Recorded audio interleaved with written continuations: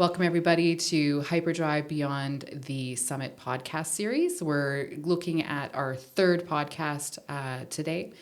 For those of you who don't know about Hyperdrive, a Hyperdrive Women in Business Summit is actually something that we've hosted at Community Futures Grand Prairie region since 2023. We're going into our third year. Hyperdrive was created as a mechanism to connect women who are founders, business owners, and innovators, and bring them together in the community, learning and connecting with one another. And what we found was between summits, we were trying to figure out what would be an effective way of keeping those women connected, educated, and connecting with one another. And so Hyperdrive Beyond the Summit podcast series was born. And really the podcast series is about maintaining information, sharing really great stories about really innovative and amazing women and founders, and connecting the dots between the two summits. I am so thrilled to have our guest for this podcast today joining us. I've known Tracy, I guess now since 2018. She is a mentor of mine, even though she probably doesn't know it, and the creator of the My Breast Day app, which we're going to talk about a little bit more. But more importantly, I think that she's an advocate for women's health. She is a leader and a mentor for other women in business and other people in business, and also a real mover and shaker and influencer, both in the health area, in the technology area, and the business area as well. And I'm thrilled to have her joining us today. Thank you, Holly, for inviting me on here. I'm so excited. I'm excited to be here.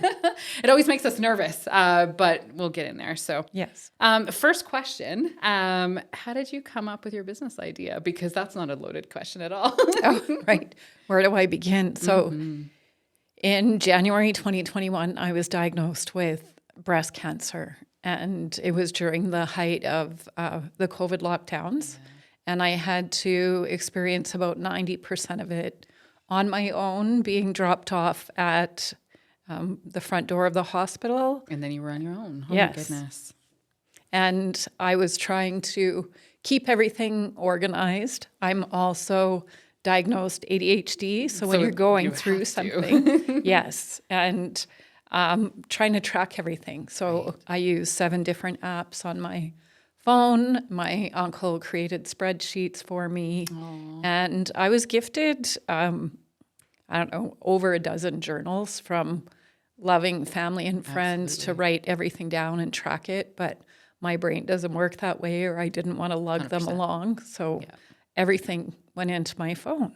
And after I was finished most of my treatment, I went for lunch with you and said, hey, I have an idea for an app where we can put everything together. And you were like, yes, let's do this. I love it. That's so cool. And, just today we were having this conversation in the office and about when you're in that situation, how foggy things are, how surreal everything is. And then to try to remember what your doctor said and try to remember prescriptions and try to remember appointments and that sort of stuff.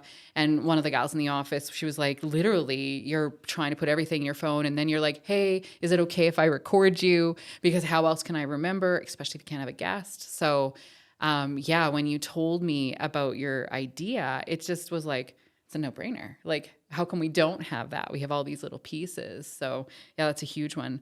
When you think back to kind of getting that idea off the ground, what were some of those initial challenges that you experienced? Where do I start? It was where do I start? It was like, here's another hill. Yes, yes. Hours and hours of Googling, how to build an app. Right. Where do I start? Do I go overseas? Where... or do I build it right here at home? Absolutely. And yes, so Community Futures was a great connection. Oh, that's good. To get me going here, right? And yeah, we've worked with a lot of clients who are like, I'm going to start an app. And I mean, there's a lot of clients where you're like, okay, or what does that really look like? And I think so often for someone who's in that kind of, I see a solution in an app.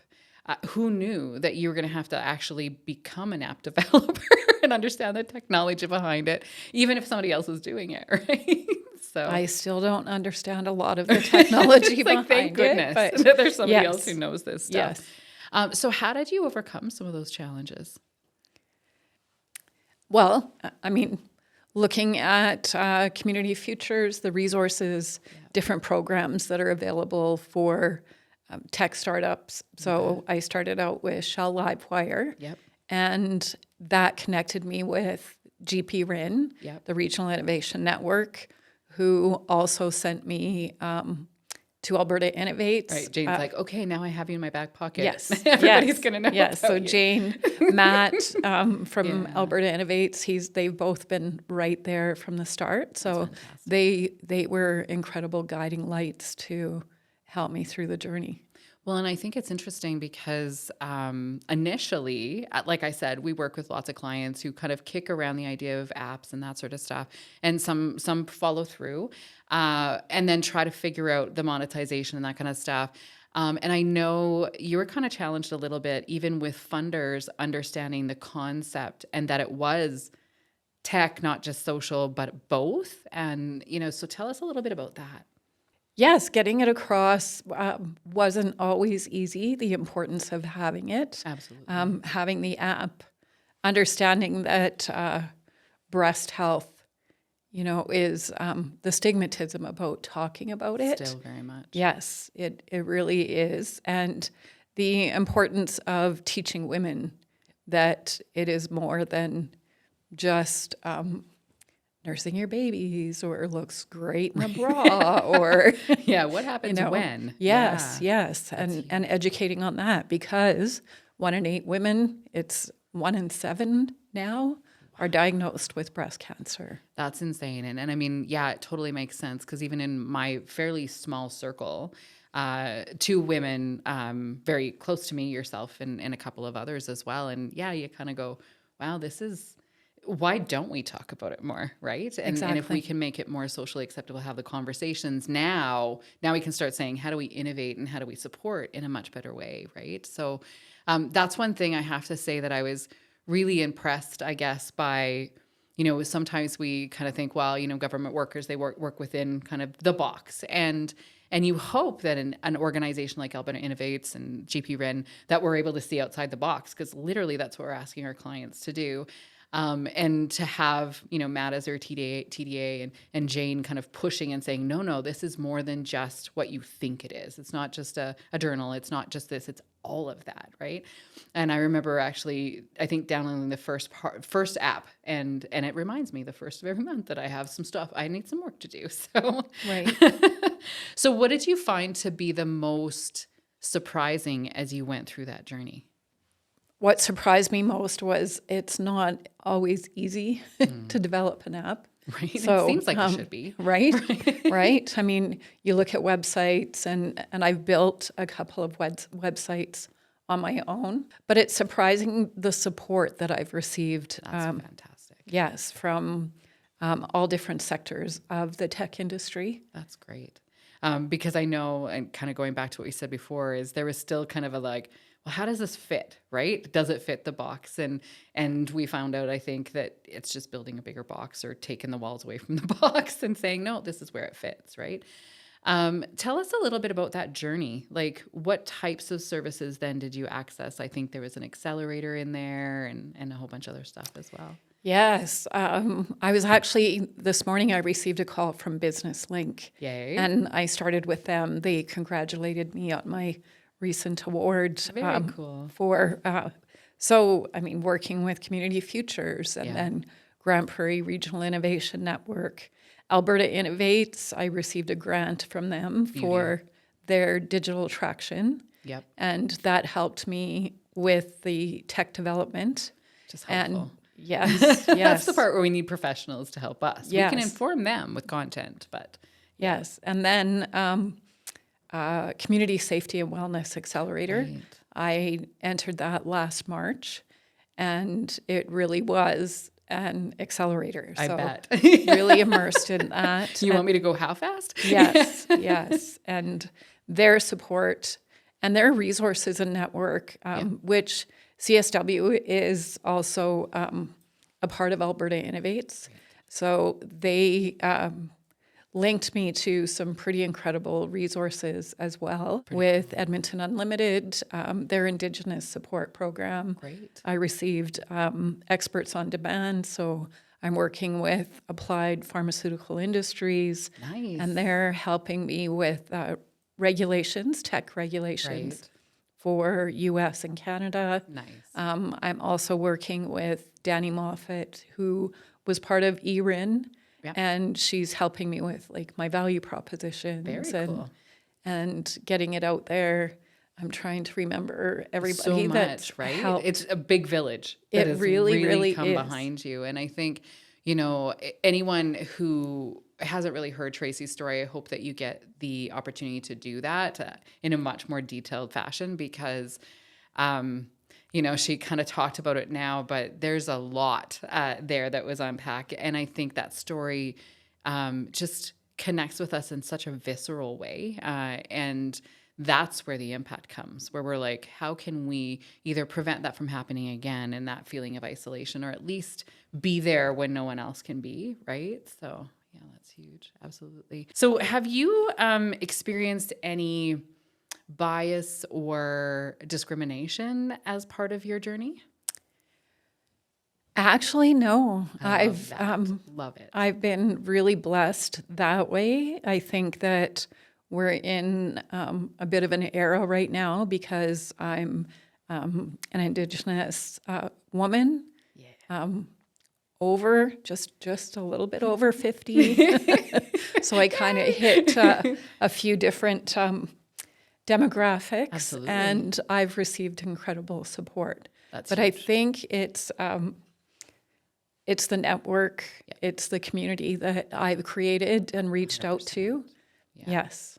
Yeah. If I was to think about some of the things, the best practices when I look at your journey, and certainly you blazed a trail for a lot of people coming after you, even though sometimes we don't recognize that that's what we're doing, that really the best practice is that you surrounded yourself by people who could be your cheerleaders, but also could be the, well, what if, and have you thought of, and you have all of those people who are like pretty critical thinkers, the big picture people, the cheerleaders and that sort of stuff as well. And I think that insulates you from a lot of that imposter syndrome that you might feel, or people not understanding or doubting you and that sort of stuff. Right, right. Huge. Oh, that imposter syndrome still, isn't it? It sneaks in there still. But that little voice sometimes gets really loud. And I've had these conversations with a lot of women who talk about imposter syndrome, and you kind of think, well, what is success, right? So you kind of, while you look at a person, you think, oh, they're really successful. They can't feel that. And I remember being at a table and going, I still go to tables and go, I wonder when someone's going to call me on my bullshit. And the women were like, you feel that? And I'm like, well, I think we all do. It's just how we react to it. And is it a challenge to, I'm going to show you imposter syndrome voice, or does it hold us back? And obviously in your case, it didn't hold you back. Thank you. So if we were to think about when we think about your company, it's not just a tech company, it's so much more than that. But if you were to look at other women that are thinking of doing something similar, thinking of doing something in the tech industry, just thinking about doing stuff, what kind of advice would you give them? First of all, I would actually write out your business plan, but not in the old, right? Not the like 40 pages, 50 page, blah, blah. But download the business model canvas and really look at it. I'm very visual. Yeah. So putting that map on the wall, sticky notes, and looking at your value propositions and, revenue streams, and it's all on one map. Yeah. So looking at that first and seeing what feels right. Absolutely. I'm really strong about listening to my instincts. So absolutely. Yes. And I think sometimes we don't trust that gut enough. Exactly. To be like, Ashley, we're going in the right direction. It feels right. Yes. And cool. And then reaching out to programs like Community Futures or business advisors. Absolutely. And starting from there. But if you have a solution to a problem, that's it. Like, then move forward with it and start the conversation there. Right. Totally. And I think then, those service providers look at you differently. Number one, it's like, well, what have you done to prepare for so far? Well, here's all the things that I know. Here's the things I don't know.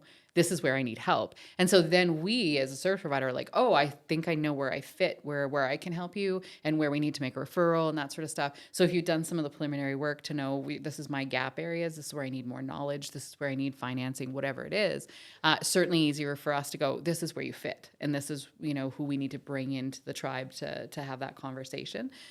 You talked about the business model canvas. We use that quite a lot. And for those of the people who are listening, it is that 1-page snapshot. With our clients in the past, we've done them on great big sheets that you can put on your wall. And for really visual people, it's great, but also for detailed people who like to have every note. They can just plaster it, right? And everything's there, not 44 pages, not fluff. It's really about how do we make sure that the rubber hits the road. And then that's something to take with you and actually really talk about. So, and see where your gaps are too, right? Yes, so yes, awesome. exactly. Very cool. And then how do you balance the challenges of running a business with personal life? Oh, does that exist? Not right now. Before, I would balance it with my yoga, my meditation.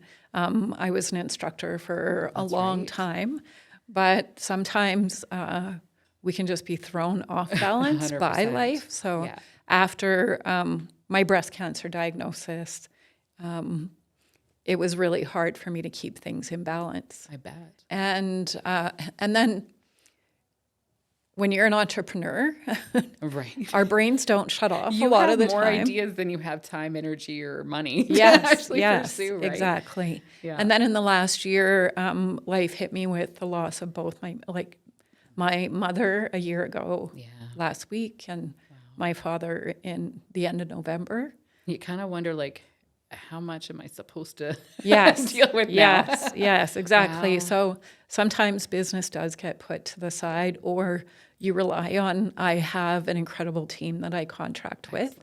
So they picked up the slack in those moments. Right. And so I'm trying to get back on balance with everything. Yeah. And I think when I talk to a lot of entrepreneurs, balance and the way you would define balance and the way someone who's not an entrepreneur would probably, they still wouldn't think what you see as balance as being that. But that's what's, I guess, unique is the ability, if you were trying to stifle those ideas and stuff, that would actually put you more in balance because you weren't listening to your heart and all that kind of stuff as well. So that's huge. Absolutely.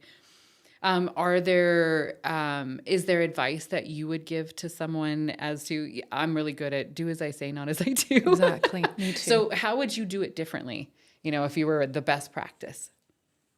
Oh, I don't know if I would do it differently, honestly, because life is messy 100%. A lot of times. So I think maybe putting 15 minutes aside a day for some kind of mental health practice is all you really need, or 5 minutes if you don't have 15.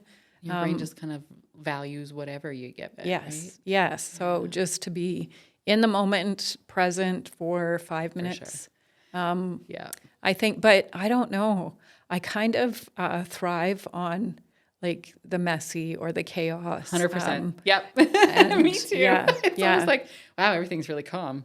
We should disrupt something. Exactly. I should start a new business. Yes. I should, push it, right? Yes. Yeah. Build a house, new business, all at this. Yeah. Apply for a new accelerator, apply for a new opportunity, Yes. And I guess that's what I find to be very common characteristics of entrepreneurs. And I think most people who aren't entrepreneurial in spirit sometimes don't understand. It's like, how can you possibly keep all your thoughts straight? Or how can you get anything done when there's so many things happening?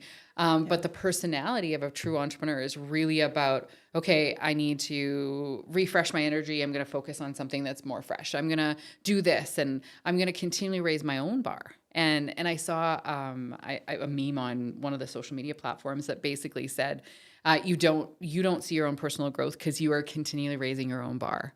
I was like, that's what we're doing. Yeah, definitely. Yes. Oh, I love that. and I mean, we do that kind of to ourselves. And sometimes we feel a little bit like a martyr because we're like, oh, why are we doing so much work? But it's because it's your heart-centered work. Exactly. So that's huge. What do you hope that your startup's impact will be on the tech industry in the world? It's like a big, hairy, audacious That thing, is right? a big question.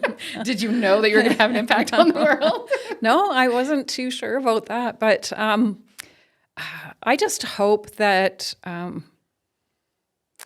the impact it would have, female, Indigenous, 100%. again, slightly over 50, just looking at you can make a difference. Yeah. You have a solution, again, Absolutely. to a problem. And being a role model that way, Yeah. so that other women, They see you, other and they Indigenous go, wow, I could be people, her. or Yeah. from any demographic can, I She's have a us, we're solution. them. Let's Yeah, I love that. let's do this. So. I really like how you've connected that problem solution thing, because I think that's what really makes any business opportunity successful from a financial perspective, revenue, whatever it is really understanding, number one, what the problem is that you're trying to solve, and number two, what your solution is and what is distinctly different or better or whatever that makes it something that someone wants to buy, right? And I really like that idea, because no matter how connected you are, how married you are to an idea, you still have to validate it with someone's going to want this. Right.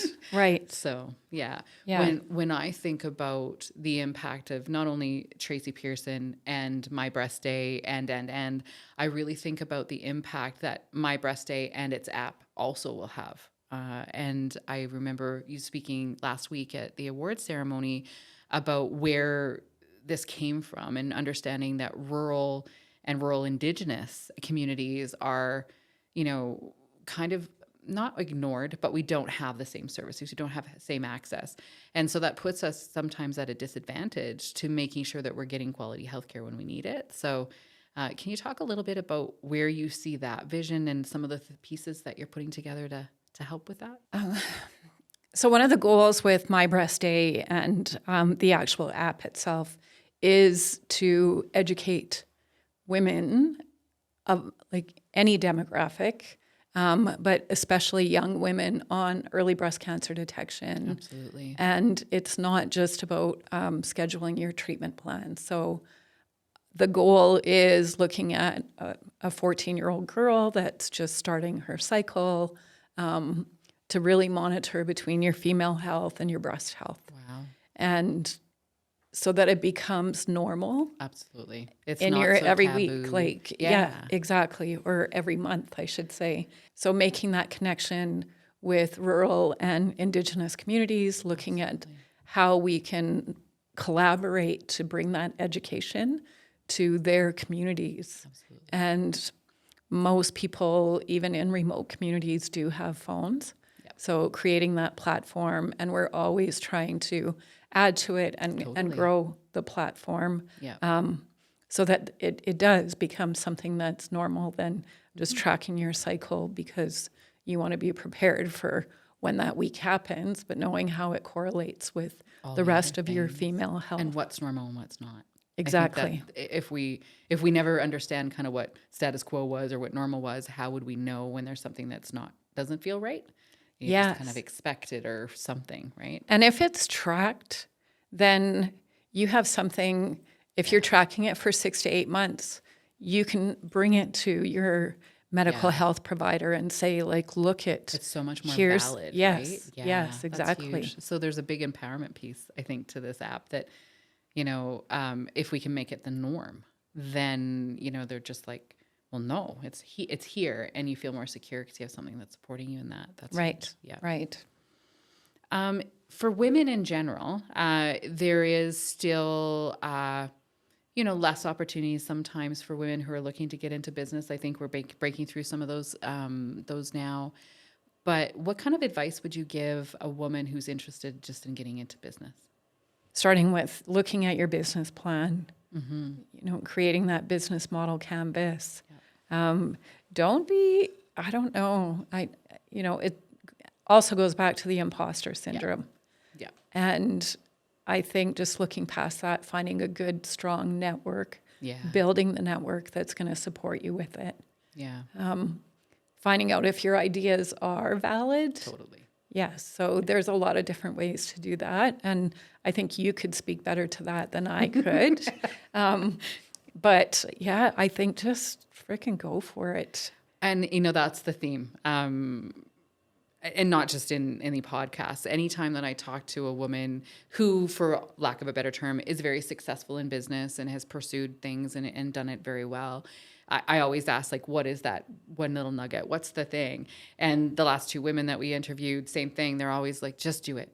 Just do it. There's really nothing holding you back other than fear, common sense, and all the other things, right? But if you surround yourself by that village of people who can kind of bolster you and take you through those things and ask the hard questions to say, will it work?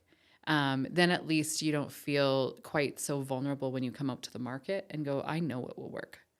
I know this is a solution. I know what the problem is, so that's huge. Absolutely. Yeah. What is that? Feel the fear and do it anyways. 100%. Yeah. Yes. And that's still happening for me. I like bet. Different because programs. You're continually pushing. Exactly. Yeah. So tell me a little bit about kind of going back to the app again, the specifics around it. What types of technology and features does your app actually have for women who are using it, or anybody, I guess? We have the, it's pretty much a health tracker with the calendar, tracking your medication, your appointments, any scans, anything like that coming up.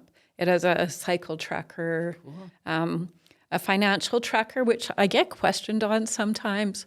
Why is there a financial tracker in there? There's a financial component to illness. There really is for your health. And at the end of my treatment, my accountant went, can I have all your receipts? Right. And because there's an income tax piece. Exactly. So putting it all, I handed him a basket of all the stuff that sat beside my bed when I would go through everything. So adding that component in there, your health expenses. And then it has a voice recorder to record all of your medical appointments. And I think that I use that because of when we were in lockdown and I was going to my appointments. There was no second set of ears to be like, this is what I heard. Yes, You're like, I don't remember what they said. But I also, a couple of appointments, my spouse was allowed to come with me. And he was in shell shock because of the whole cancer thing. He didn't remember a thing. Oh, that yeah. He said that, it was just, exactly. So the voice recorder has been a really important part. And then we integrated Chat GPT, training it to provide real-time conversational support.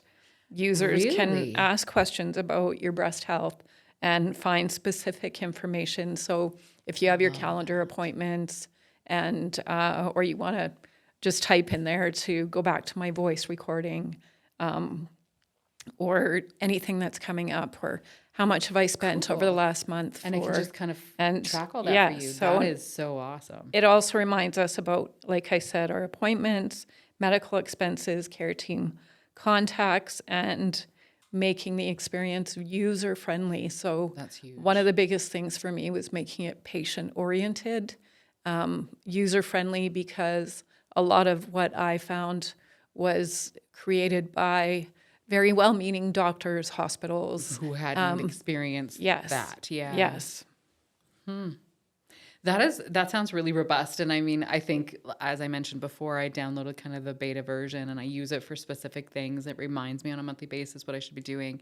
But all those other things, you don't even think about how important they will be until you're in that moment going, this is so awesome that I can track these things all in one spot, and to have that validated, that's pretty cool. Right. Yeah. And then we do have the knowledge base library that is growing as I learn. Cool. We add that in, and we have it validated.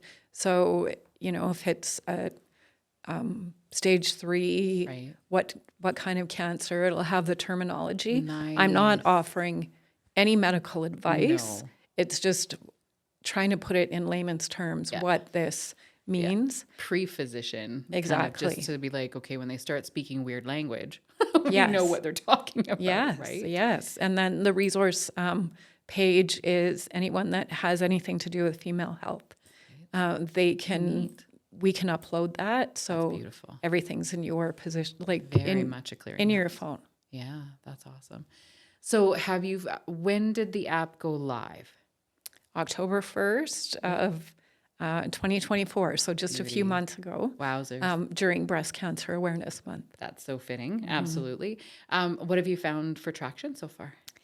It is a bit of a slow process. Right? We haven't People really have to done understand it. Right? Yes, and we haven't done a big launch. As I mentioned, my father got sick, and so I took that time. I can't imagine why. Yes. That's really important. Yes. That's So huge. we're working on something's in the works to do a big launch and That's not push it out there. tell us about yet. Not yet. What are some of the, like, again, because it's a little bit of a taboo subject, it's medical, that sort of stuff.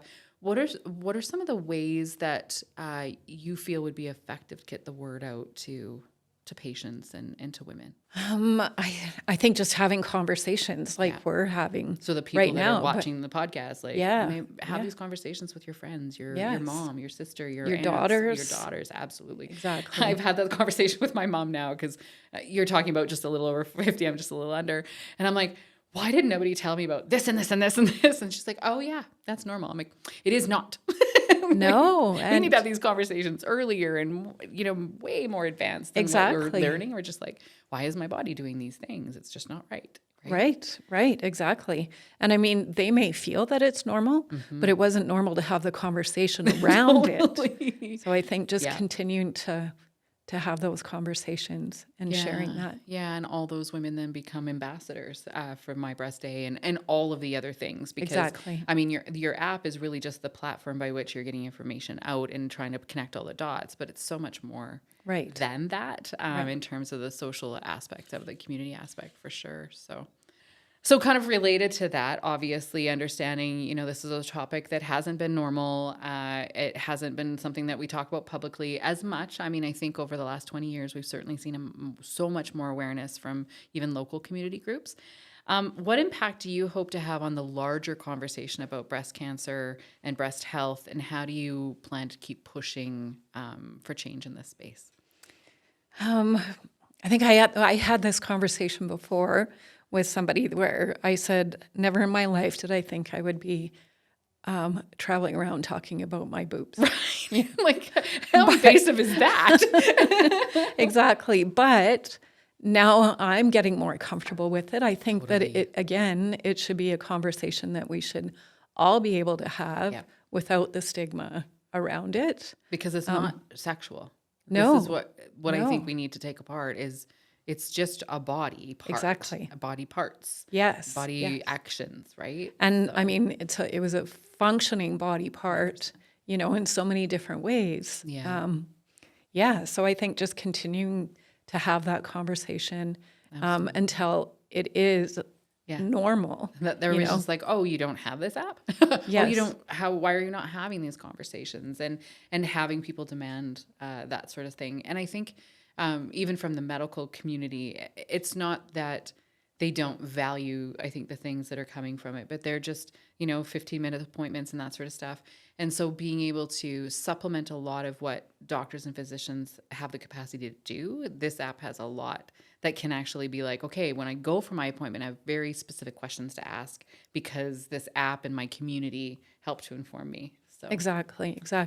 It's really filling a gap. Absolutely. Yeah. And I mean, that's what you just said is problem solution. Exactly. And the solution doesn't have to be static, which I think is beautiful about what you're doing with the app is that you're layering on things as you learn them so that everyone coming into that app that are having the same experience as you have learns from that. And so they have someone already blazing their trail for that, which is pretty cool. Right. So what are your plans for My Breast Day? Where is it going from here? Even if it's not like solid, where do you see it going? Well, my hope is to really build a community around it. Absolutely. Connecting with other women that are going through breast cancer or women that have family members that are going through it, starting conversations, as I said, around there, and creating the education portion, and hopefully connecting with communities on that. I would love to travel there, show them how it works. Absolutely. And And you become the keynote.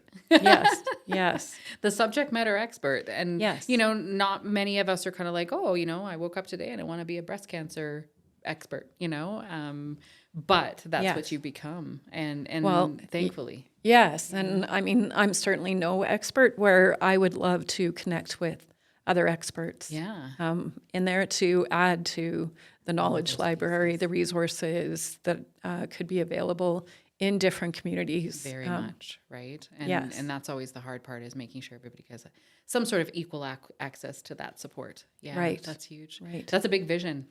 Yes. We think it's easy, trying to put people together, but that doesn't, there's relationships to be built. There's, personalities to connect with and that sort of stuff as well. So exactly.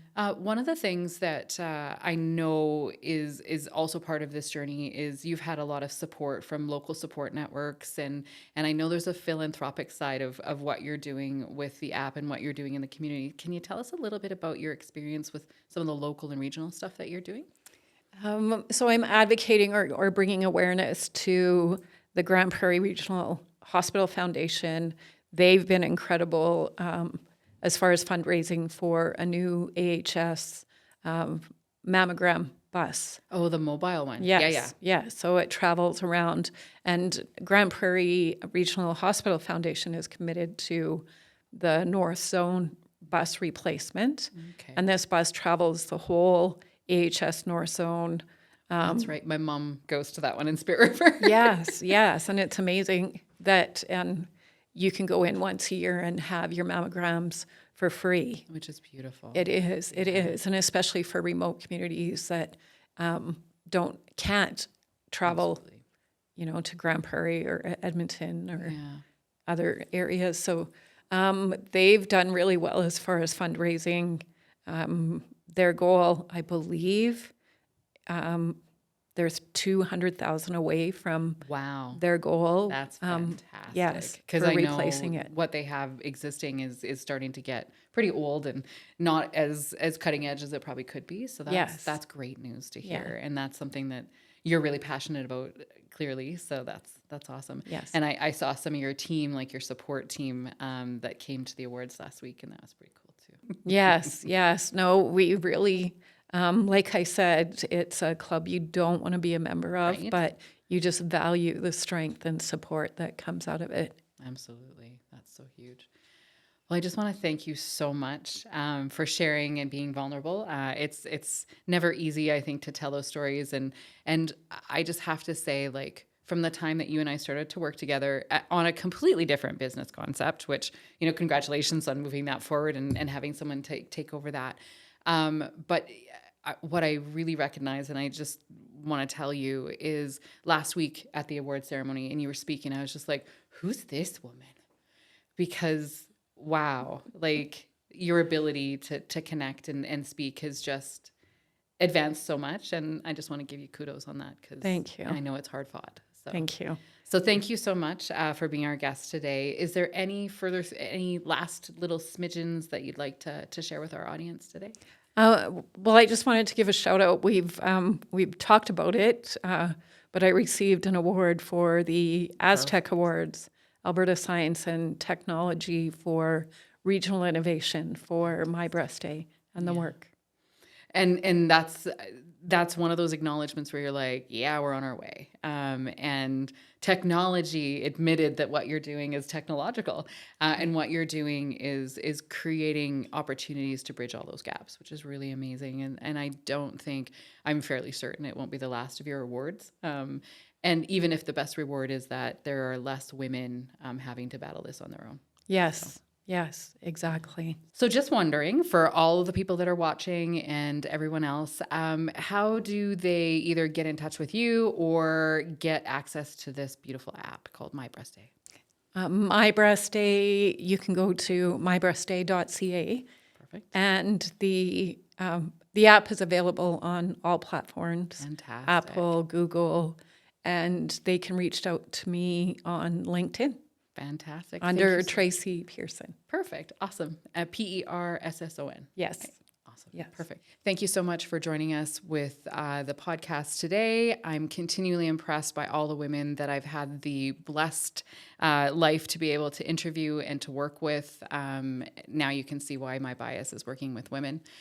The Hyperdrive Beyond the Summit podcast series is available to you. So subscribe either on Spotify or on YouTube. You can find us at both of those places.